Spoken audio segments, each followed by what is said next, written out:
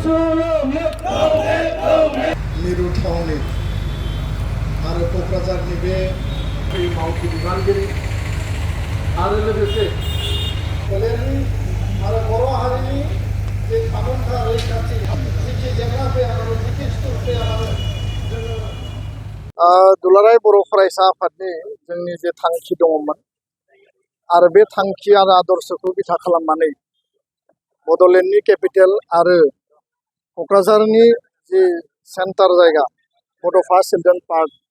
बे बड'फा चिल्ड्रेन पार्कआव हाइ मास पल दुलाराय बर' फरायसा आफादनि जौसिन जि फिरफिला गोमो गाबनि दाहाल थुंग्रि थानाय जोंनि माहारिनि जि मोनसे प्रतीक जोंनि आत्मगौरब आत्ममर्यादा आत्मसन्माननि जि मोनसे प्रतीक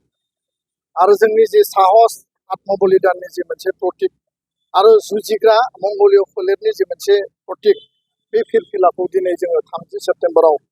बे गोथार फिरफिलाखौ जोङो दिनै बिरहोदों आरो बेयो दुलाराय बर' फरायसा आफादनि जौसिन फिरफिला दासिमाव 75 फिटनि बे जौसिन फिरफिला बे फिरफिलाखौ गायसननायाव गोबां जोंनि वेल विजारफ्रा मदद होदों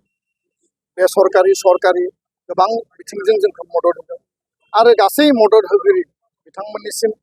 गोसो गोरबोनिफ्राय आंनि साबायखर आरो रोजा रोजा धन्यबादखौ आं बावदों। दुलाराय बर' फरायसा आफादा बड'फानि आदर्शजों जेब्लाबो खामानि मावगासिनो दङ मावलांगोन गेरेमसा माहारि दानांगौ खौसेथियै जोङो थांना थानांगौ आरो सान्थिनि गेजेरजों गणतान्त्रिक जोंनि अधिकार आरो संबिधानिक अधिकार राजखान्थियारि अधिकारखौ लानानै बुहुमनि बिखायाव जोङो उदाङै गेवलांसारै बर' हारिया थांना थानांगौ। दुलाराय बर' फरायसा आफादनि फिरफिलाया जेब्लाबो जोंखौ गोसोखांहोयो जे जोङो मंगलीय फोलेरनि आरो बे फिरफिलाखौ नुबा बर' हारिनि थामोनथा रैखाथि बर' हारिनि सार्भाइभेल एक्जिस्टेन्स सेफ्टि सिकिउरिटिनि बाथ्राया फैयो आरो बे फिरफिलाखौ नुयोब्ला हारि अननाय हारिनि फारसे साननाय हारिनि फारसे बावसोमनाय हारिनि फारसे निष्ठाबान माने भाबै जोङो हाबा मावनाय बे जोंखौ अरायबो गोसोखांहोयो। बे एबसुनि फिरफिला माहारिनि जातीय संगठननि फिरफिला माहारिनि फिरफिला आरो माहारिनि त्याग आरो आत्मबलिदाना बे फिरफिलायाव हाबनानै दङ। 30 बोसोराव थांनाय 40 बोसोराव दुलाराय बर' फरायसा आफादनि सोमावसारनायाव 1135 जन मुंख्लं जाबाय बिएलटिनि एनडिएफबिनि सोमावसारनाय बे गासैबो आत्मबलिदाननि मोनसे प्रतीक। दुलाराय बर' फरायसा आफादनि 56 बोसोरनि बे जारिमिनाव जोङो जौसिनथार फिरफिलाखौ बेखायनो बिरहोदों जे जोंनि फिरफिलाया जेब्लाबो सिगां जेब्लाबो गोजौआव जों बिनि सिङाव थानानै गोथार फिरफिलानि सिङाव थानानै जोंनि एबसुनि संबिजितनिखौ बिथा खालामनानै एबसुनि मावथि बिबानगिरि जों जेब्लायबो हाबा मावदों। एबसुनिफ्राय 56 बोसोराव जायफोर आनसलिक इउनिट डिस्ट्रिक्ट सेन्ट्रेल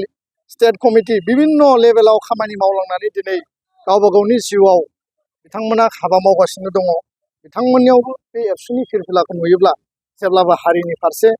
जि गाव मावबोनाय आरो गावनि समाव जिफोर बिथिंफोरखौ जुजिनानै मावनाय बे थासारिफोरा बिथांमोननि गोसोआव फैयो आरो हारिनि फारसे बयनियावबो गाबखांनाया फैयो। दा बेखायनो हाइ मास पल बे फिरफिलाखौ बिरहोनायनि जाहोनानो जाहैबाय जे क'क्राझार आरो बड'लेण्डनि